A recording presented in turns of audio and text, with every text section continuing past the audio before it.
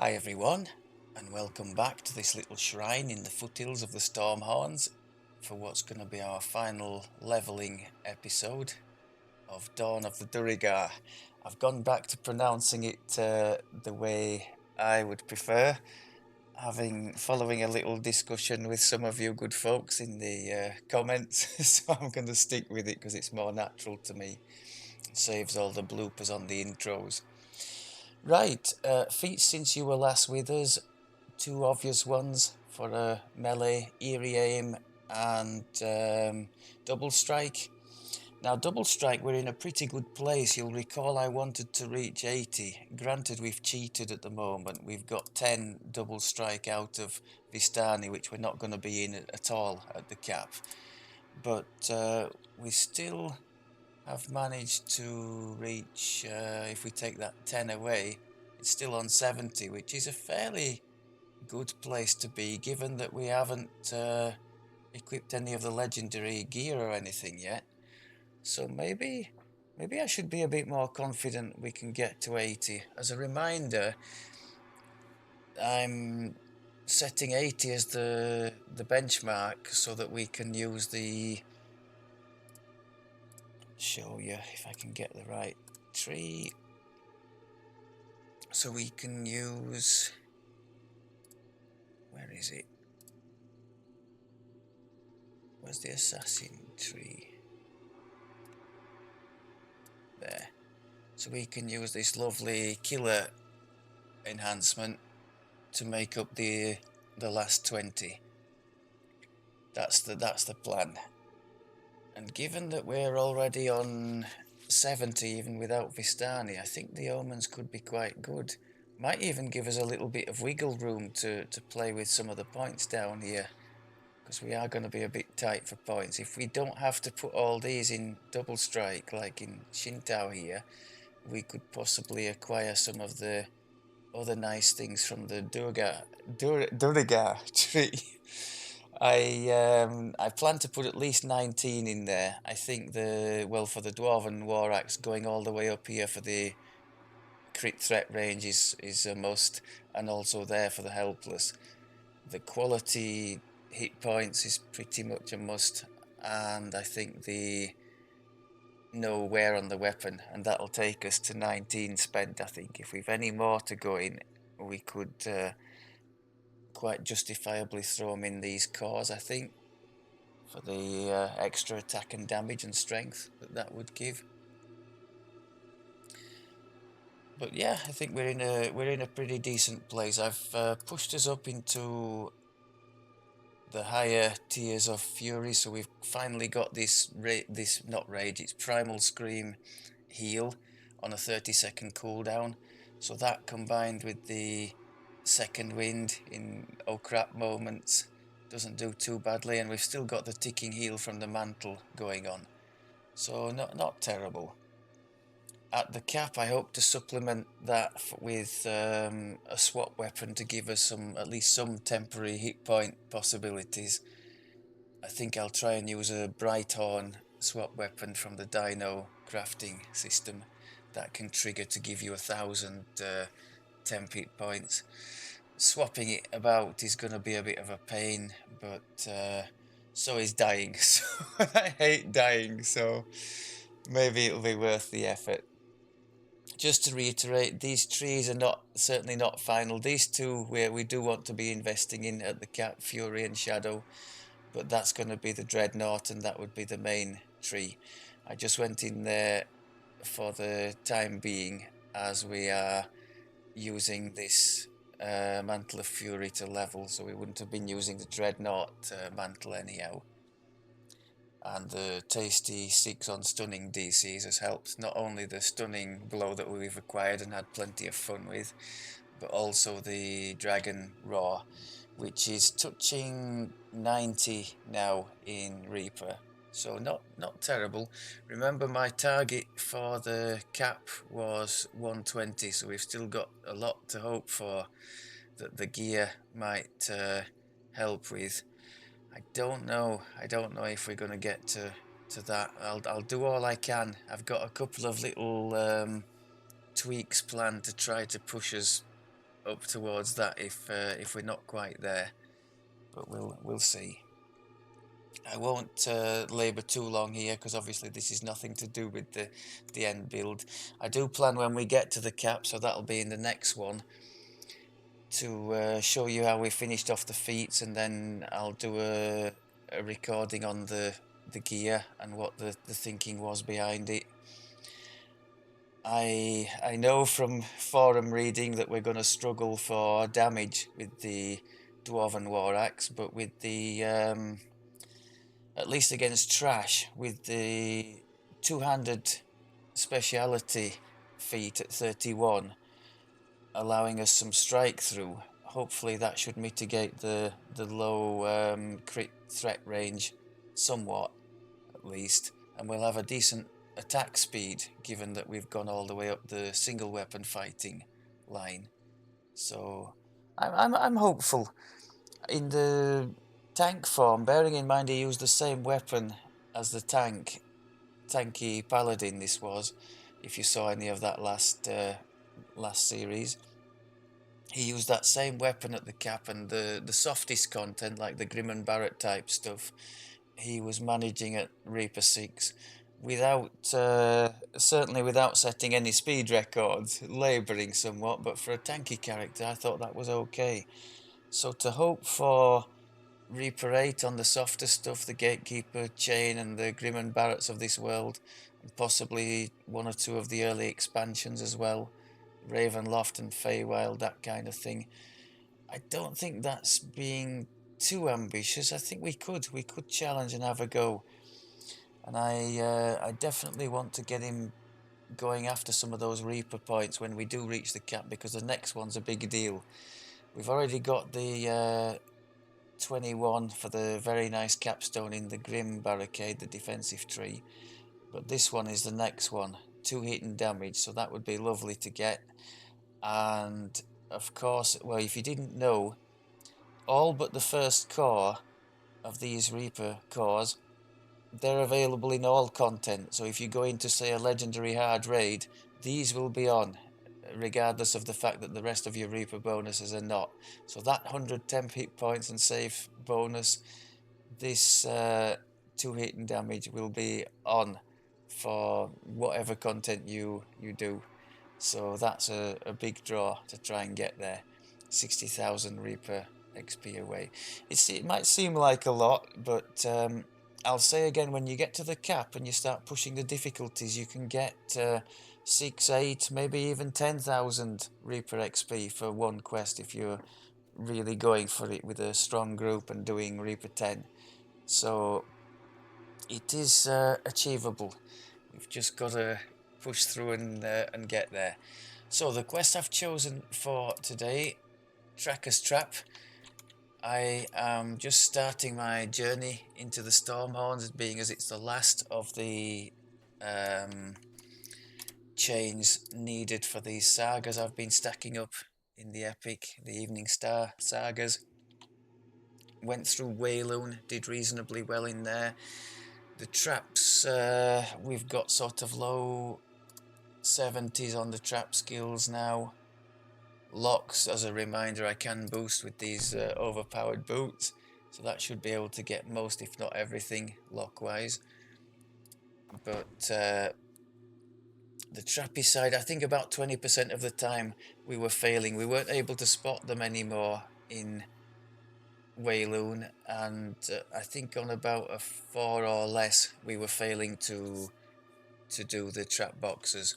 But even so, we got through reasonably well. I'm not complaining too much, given that we're still relying on like suboptimal trap gear. As mentioned before, at the cap I have already created the swap-in type stuff that we can use. In fact, I dropped one of them not so long ago. Is it still in the inventory somewhere? It should be. Where is it with that belt? There we go. Skullduggery kit. In fact, I could have used that to help me out. 6 bonus on all the I think that covers all the trappy skills, doesn't it? Search, disable, and open lock, yes. So it's a shame that these boots are not the same. They're just open lock, but they're a monster bonus. That, as far as I can tell, is only 6. Orifon stands in the middle of the glade. He seems to be looking for something. That's one of the 3 pieces I plan to swap in. My other 2 are Canith crafted.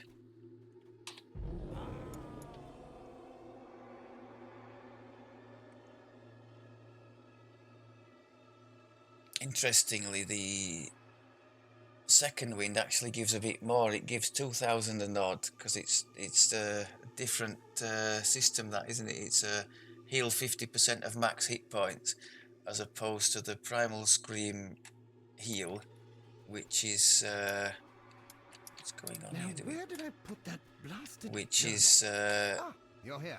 Be a good sport just, and I lend think me a it's just the hand. equivalent of a heal spell, but powered My by melee journal's power. wandered off. It can't have gone far. Does it It's tell somewhere us in this there? glade. I've lost too many pages. Yeah, the effects of the to heal spell, that's right. There it is. Ha! How did I ever miss it there? Now, I've got a great deal to tell you, but now may not be the time. I fear that any moment those sneaking Netheries about 2 dark-robed wizards appear at the end of the glade. You accuse me, you skulking, spying So little still nobleman? not quite hitting Says one. 90 for the raw. That is rich. Now let this But game still should be enough. Oh, having said that, I don't know what happened there. Nothing got held. Please tell me they didn't all save. I think that was just a bit of a buggy activation. We'll soon find out.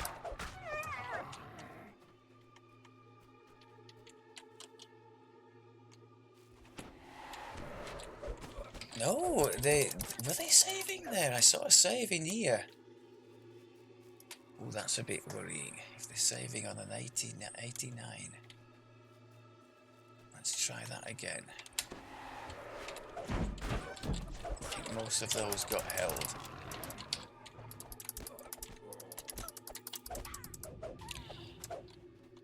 Broadly speaking, that raw's carried us through very nicely, hasn't it? I think the one... Well, the biggest sort of sad point in this leveling process is that we weren't able, because of the way I've set it up, going for this 200 speciality at the very end, we weren't able to level as our end build, so we were kind of nerfed all along the way, in so much as all our tactical things were affecting only 1 target, where the end build will affect 2 and most often 3 every time we do the stun or trip or sunder. So that's been a bit of a shame. I suppose I could have just said the complete lack of strike through in general on an end build that will be making use of strike through. So certainly not decent for leveling. We could have done a lot better. I think if I wanted to level a Dragon Lord, I would just stick to the 200 fighting and have some fun with that.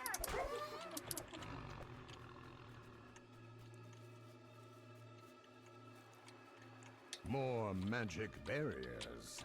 These caves must be where the Netheries staged their surprise attack.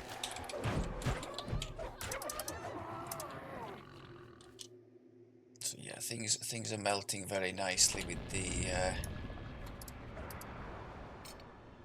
once the raw stops them and we get the helpless bonus.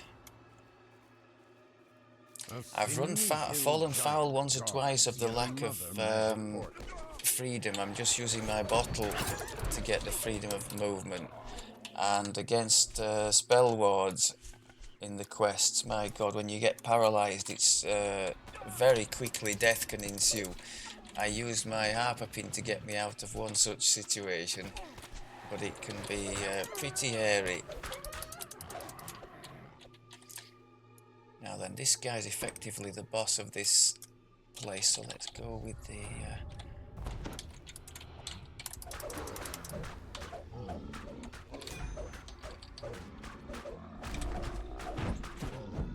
should be seeing all double strikes whenever I've thrown that rapid slash in. Without exception, game.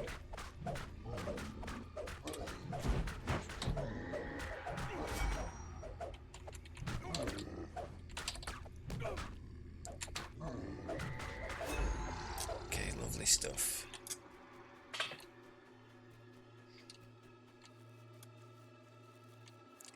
A bit suspicious of that. I was trying to trigger the wings, they were on cooldown. I was a bit suspicious of that thing. I thought it might collapse.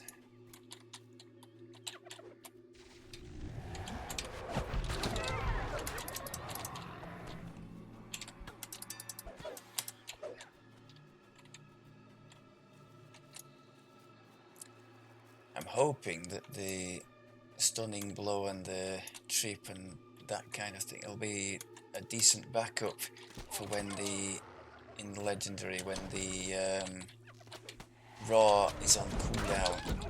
Yeah, for some reason nothing happened there with the raw. Maybe because I was jumping about while I activated it, it just didn't seem to. Maybe like a spell can fizzle if a target goes down the side of you or something like that. Maybe so too the raw can just not do if you're asking too much of the game engine at the time when you trigger it. I don't know.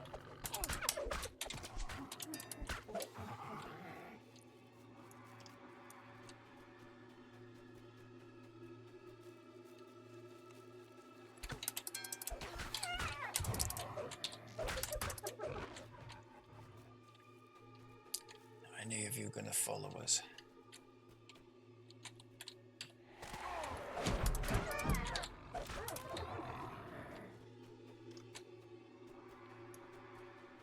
The wizard Shy stands. Now these are a pain as well on a melee. Dead easy on range. You just stand in the middle next to the wizard and hammer the orbs there. But to damage the orbs on a melee, they keep pushing you away, don't they? It's painful. So you have a choice between either chipping them down on a little range thing that usually takes an inordinately long time, or risking going in there and getting smashed away by the repulsor thing that they have. Plus the fact that if you want to get to that one, you've got to go around all these people, whereas a range can just sit here and do from there. It doesn't feel fair somehow. I think we got a lucky crit there. I'll take that.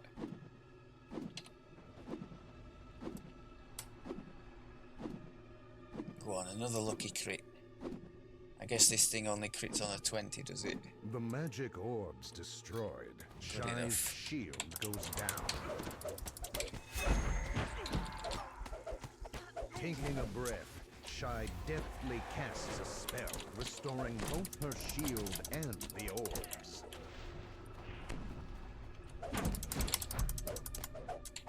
I suppose if I attacked it with my back to it, maybe it would have nowhere to push me to. Oh look, it's no, it doesn't work that way, obviously.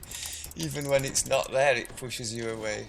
Okay, let's try the range thing again. I think it might be a bit of a wash by the time I've cleared all that lot over there and messed about with the orb, which could still push me away if I was next to it.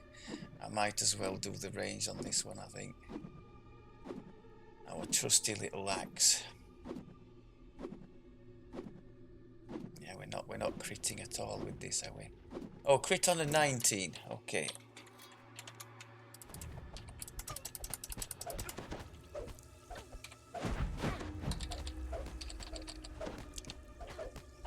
Taking a breath, Shy deftly casts a spell, restoring both her shield and the orbs.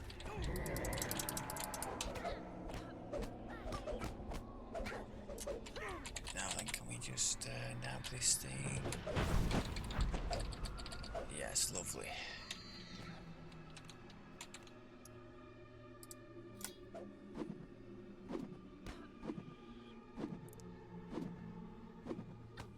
So I think we've established it's a 19 or 20. Oh, we got one there. Nice one. This lot are all on their way in now. I've never quite figured what triggers them to come marching in. Sometimes I get away without facing them. Other times they just come flying in.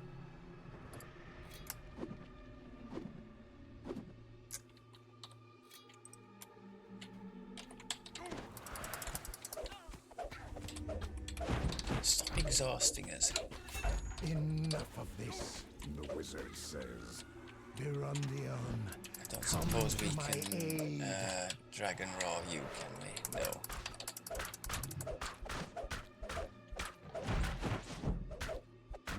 Or maybe he did. Maybe he did get rawed. I don't know. He just seemed to be rather passive there, didn't he? Rage at the loss of her faithful familiar. You get Okay, your nobleman. not too terrible. The wizard wheezes with her final breaths. Anscar took him. The one section I am a bit worried about is the final bit of what goes up, because we're going to be constantly in combat there, aren't we? And so our ticking heal won't do very well, and we'll have a 30-second cooldown on the primal scream. So it remains to be seen how we go on up there.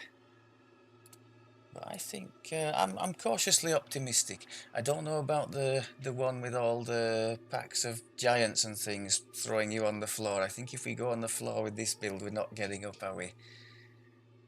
We'll just have to hope we can CC them before they do the same to us. And I think that will do it for this one. So I'm looking forward to the arrival in Legendary and what all the fuss has been about. Hopefully it will justify the anticipation. I'm not expecting it to be world beating or anything, because I know full well that the Dwarven Axe is not in that category. But I do hope to make it reasonably competitive and surpass what we were doing before in the old sort of paladin tanky type thing. Okay, I look forward to seeing you there. Thanks very much if you followed it this far, and I will speak to you next time. Take care.